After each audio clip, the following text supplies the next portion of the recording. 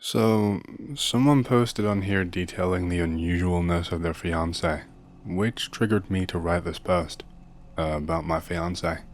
I am really getting close to the end of my rope. If possible, I'd like any advice whatsoever. This all started happening a few weeks ago.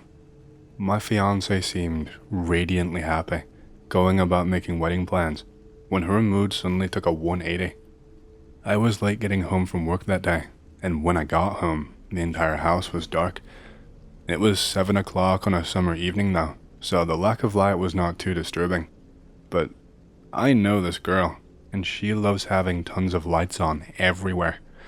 We even regularly argue about her leaving on the bedside light when she sleeps, because she's scared of the dark, which I find an adorably childish thing about her.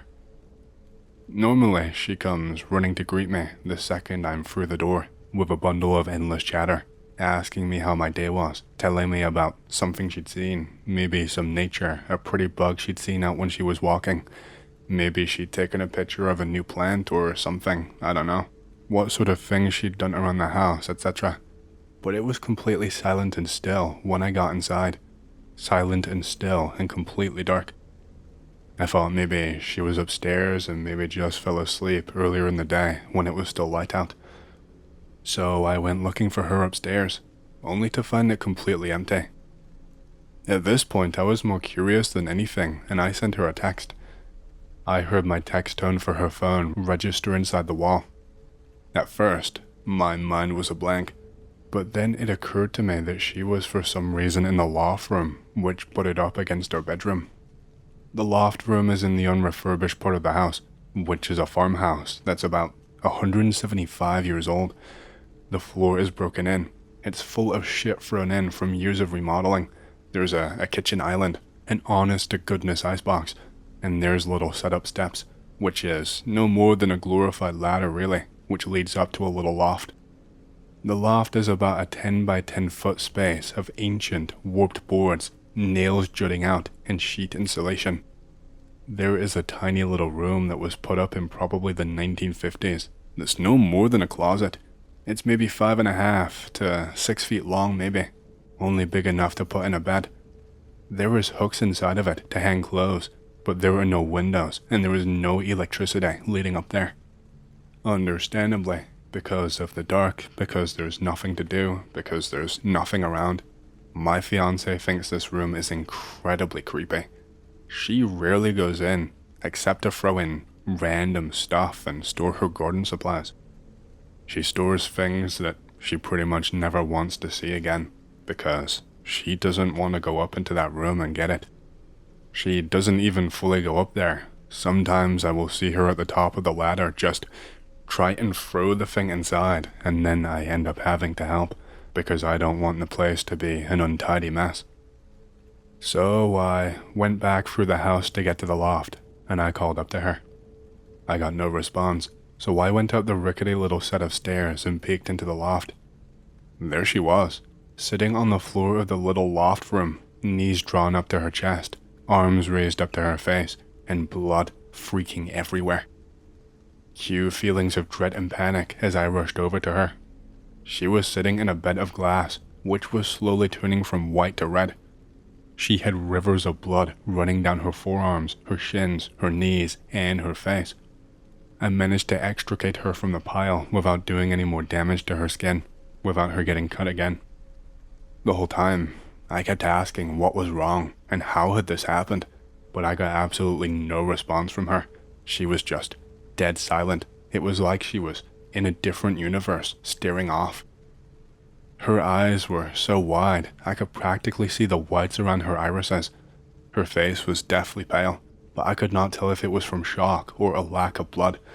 And when I touched her skin, I could feel that she was dead cold too, like absolutely freezing. It felt like touching a dead body. Not wanting to tempt fate, I took her to the hospital. Luckily, only a few of the cuts needed stitches, and none on her face, but she ended up swaddled in bandages. While she really didn't need blood, the doctor gave her an IV with fluids, and she eventually came around from her state of deep shock. I stayed with her through the whole thing, knowing she would probably be scared if she was left alone. Until that moment, she didn't really even seem to register her surroundings. Like I said, it was like she was in a different universe. So when she looked at me and reached out to hold my hand, I knew she was somewhat back with us. I asked her what had happened, and she only shook her head. She is honestly not very good at explaining long and detailed events, but I grilled her. I had to know. We were in a hospital, for God's sake. Eventually, I managed to extract some details. She had been making dinner when she had heard something upset in the loft room. Like, she heard something fall over or crash or something. She tells me that she can't fully remember. She went to go and investigate, and found a stack of boards had fallen almost onto the stairs, and she went to push it back up. When she was up in the loft, she became curious of the little loft room, which she had never really wanted to investigate before then, and went inside.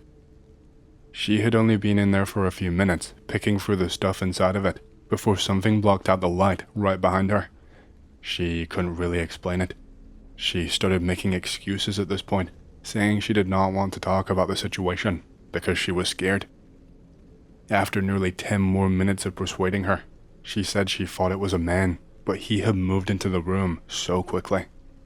He was apparently holding a pane of glass that had not been used in the restoration, and when she'd stepped back to defend herself, and subsequently fallen over, he smashed the thing over her head. But here's the thing. She said it didn't really hit her. It was like the glass had detonated with the force of a bomb before it had touched her, and the man had darted out of the room and around the corner, where she heard footsteps circling her room rapidly. This went on for some time before she heard me enter the house. Then the footsteps descended the loft room, and the door from the loft room to the outside opened and shut. But she was so scared, it was like she couldn't even move anymore. She got my text, and she still could not move. She told me it felt like she was trapped inside her own body. She couldn't move around her eyes, she couldn't move her hands. It was hard to even think. Eventually, I got the gist and found her in the loft. She wanted to scream at me to run, to be careful, that the man was still around, but she still could not move or speak. I dug her out of the glass, took her out to the car, and she said she could not see any evidence of the man at all. I wanted to file a police report, but she was adamantly against it. I eventually let it drop, intending to tell my large and well-armed family about the incident. It did not occur to her at the time to tell me not to tell anyone else. We went home with the warning of infections and changing bandages and etc. She seemed terrified to even fall asleep and cried intermittently on the way home. When we were pulling out into the driveway, she admitted to me that she could not explain anything about the man. Maybe the pane of glass had fallen on top of her, and her mind had just made up the rest. I agreed that it was a possibility, and she actually seemed comforted by these words. She fell asleep on the couch later that night. I sat up awake for some time, unable to sleep. Her good humor resumed the next day, but slightly cautiously. She went back to wedding planning, and I told my family to be on the lookout for the man. Things went semi-back to normal as you can get after a situation like that. And then nearly a week later, after the first incident, I came home early for lunch one afternoon. The kitchen was empty, but the doors leading up to the loft room were open. I walked over to investigate and found my fiancée looking into the open door of the loft room with a long, wicked-looking knife inside her hand. She is small, but can exhibit extreme fits of strength while in a fit of fear or anger. I have seen her go for a branch on a maple with a machete. So I kept my distance and asked her in a clear and loud voice what she was doing. She nearly jumped out of her skin, reached out, and slammed the door shut.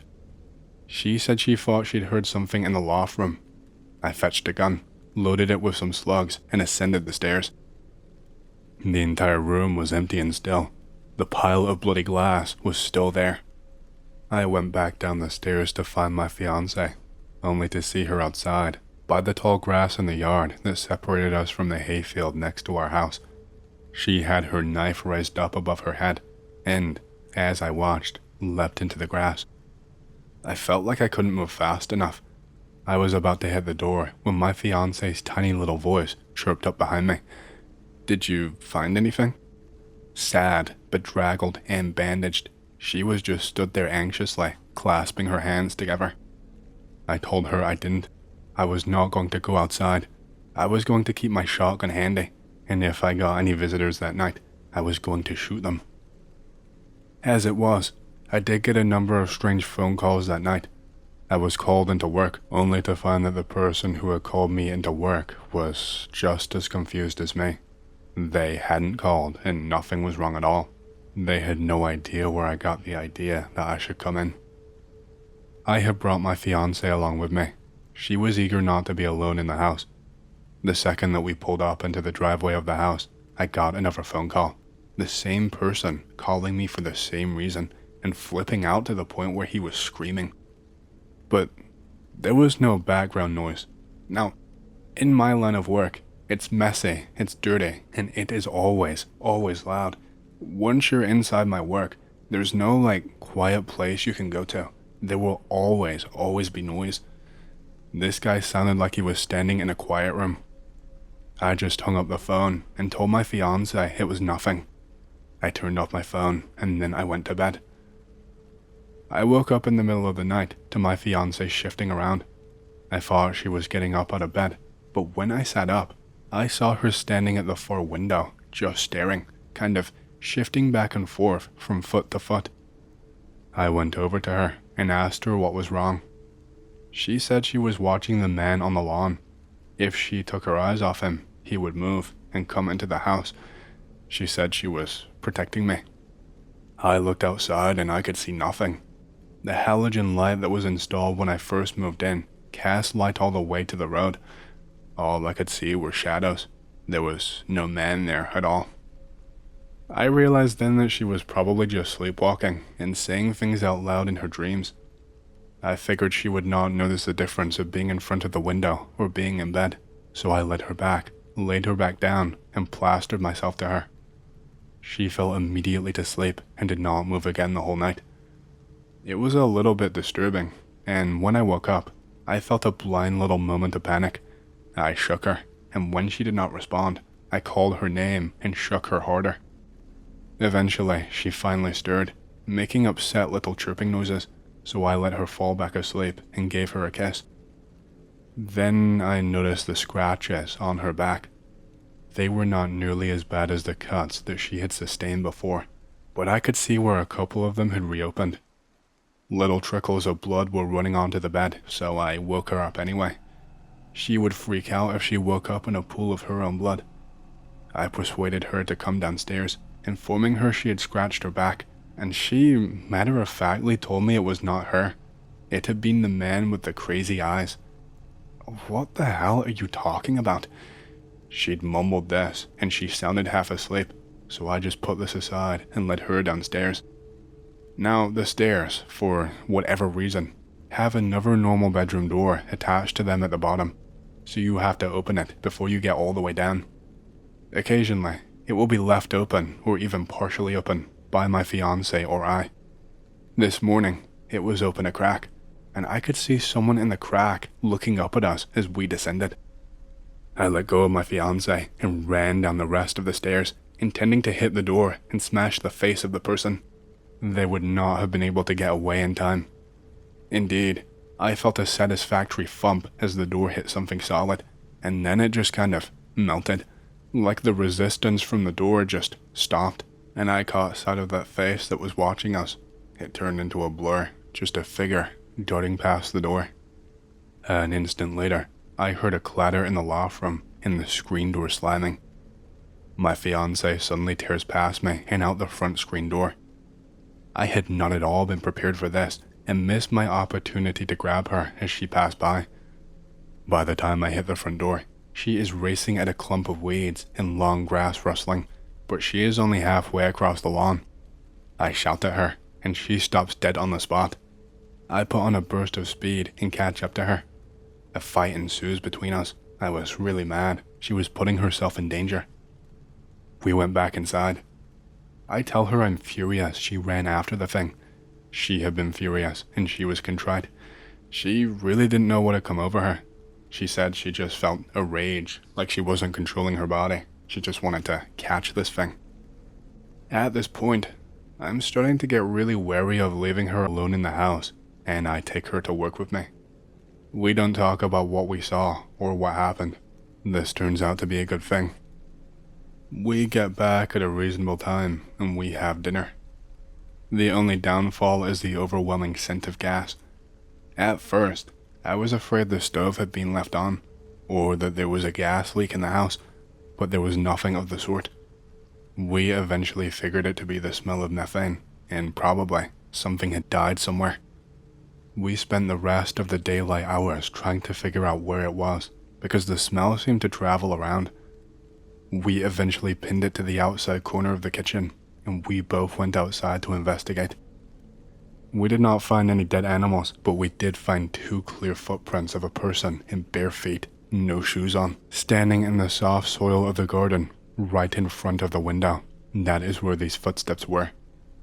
We went back inside, without really discussing it, and we made sure that everything was locked and secure. We just kinda knew what to do. I latched the door to the loft room for the first time. It's an eye latch, so there is no way to open it up from the inside of the loft room. We went to bed shortly thereafter. My fiancé closed the door and moved the trash in front of it. That night, my fiancé woke up talking in her sleep no less than 5 different times. As you can imagine, neither of us slept very well at all. I went into work feeling like absolute shit. I went in alone this time, because my fiancé insisted on staying at home. She was really tired. There was quite a stir at work when I got there. Apparently, my uncle had shot a very strange animal. While we aren't really DEC crazy, apparently, they thought bringing this mystery animal to them was probably for the best.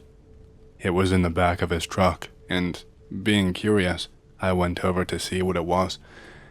It looked like some sort of badly constructed dog. Its 4 legs and chest were remarkably bigger than its hindquarters. Its feet were kinda like canines, but they were hairless, and the toes had a prehensile look to them. Its face was the worst though. It was as ugly as sin.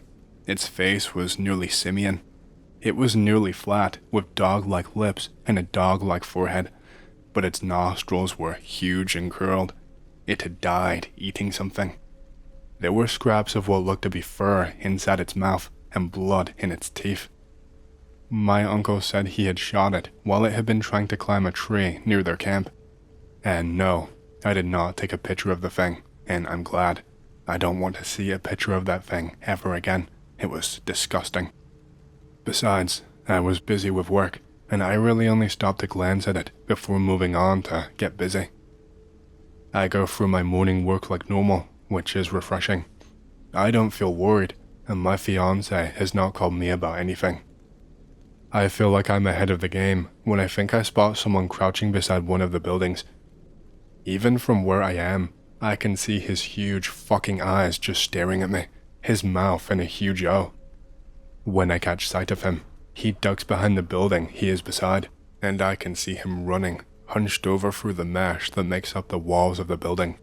He is very fast, almost like an animal. I keep my cool. I spread the word to the rest of the workers, and they vow to keep an eye out for him. By this time, it's time for lunch, and I am relieved. My brain has already been screwed with enough for one day, and I head over to my truck.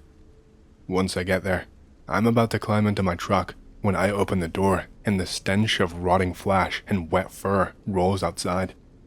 And there is nothing in my truck.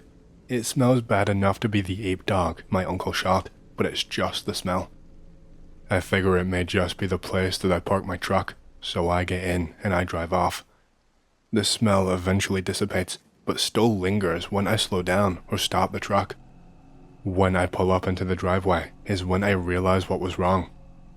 From where I'm sitting, and due to the attachment on my truck, I can't see into the bed of the truck. I had not bothered looking into the box when I got in. So, casually, as to not tip off my fiancé inside that something was wrong, I climb out of my pickup and check into the back. Indeed, the disgusting motherfucker had been jammed into my bed, curled up and twisted around to fit. Before my fiancé could come out to greet me, I got back into my truck and drove back to work, opened the tailgate of my truck when I got there, and just let the thing fall onto the lawn. I was feeling exceptionally pissed off at whoever had done this. I mean, why would you do that? I didn't even want to talk to anyone. I was so searing mad, I would have just punched them. When I actually walked into my house, I could smell lunch cooking, but I could also tell that something was wrong. My fiancé's face was blotchy and a little bit wet, which meant that she had been crying. She admitted that lately she had been harboring a little cat outside and had been feeding it scraps and leftover cat food that the people who lived in our house last had left. She said last night she had heard a cat, presumably her friend, screaming last night as if it were in a fight. And the cat had not come around like he usually did in the morning. Apparently, he turned up every morning without fail. It made me think of the ape dog thing and what I'd seen in its teeth. It had definitely been white and black fur, and I could not think of anything in the wild with that combination. I did not tell her. I sympathized with her, assuring her that cats just make rounds and that he would probably be back soon. I don't feel bad for lying. The truth would not have helped in the slightest. So, after the dog thing, life goes almost back to normal. Almost. Until this past weekend. This Friday, we were finishing up a big project at work when I got a message from an unknown number. It's a picture, and it's really, really blurry. I delete the thing and block the number. The message comes in about 6 more times, each with a slightly different picture. I recognize it eventually as my backyard, as seen from a high vantage point. Obviously, this is highly unsettling, and so I call my fiancée and ask her what she is up to. She says she's up a ladder painting the back porch stoop, terrified as hell because she hates heights. I ask her if she's been sending me any pictures. She tells me no, it's all that she can do just to not fall off the ladder, but she tells me that she'd be happy to send me a picture of her work if I want one. I give her the go-ahead, and she sends me a picture while we are talking. Her work is good, but what I can also see in the picture makes my blood curdle instantly. I immediately catch sight of a face in the window above the stoop, clear as day, with the same huge, unnerving eyes as the man I had seen a week before. I'm about to tell my fiancé to get down from the ladder and get away from the house when I hear her shriek. I hear the phone hit something and then hit the ground. Something much heavier than the phone immediately follows, and the sound of the ladder upsetting and falling, and then nothing but silence and muffled birdsong. I call out to my fiancé multiple times and get nothing but silence. She has fallen and she has broken her neck is my only thought as I abandon the project, get into my truck, and do about 18 miles per hour as I drive back to the house. From on top of the hill, I can see the crumpled mess of my fiancé and the letter on the ground. I don't even bother using the driveway. I drive across the lawn to get directly to her. My dread is lessened somewhat when I see her moving beneath the ladder. She reaches up and pushes the thing off of her and sits up, clutching her head. Blood is everywhere. I get out and assess the wound. She has a really, really deep gash in her scalp. Even as she looks up to me and asks where the fucking asshole man went, she passes out. I run inside the house, grab towels, and press one to her head and call an ambulance. We get to the hospital, where she requires yet more stitches. She is unconscious for nearly 13 hours. When she did wake up, I had already gone home to get cleaned up and a change of clothes. When I walked in, I was delighted to see that she was awake. She was crying a little bit, but mostly because she was really, really happy to see me. She had woken up in the room alone.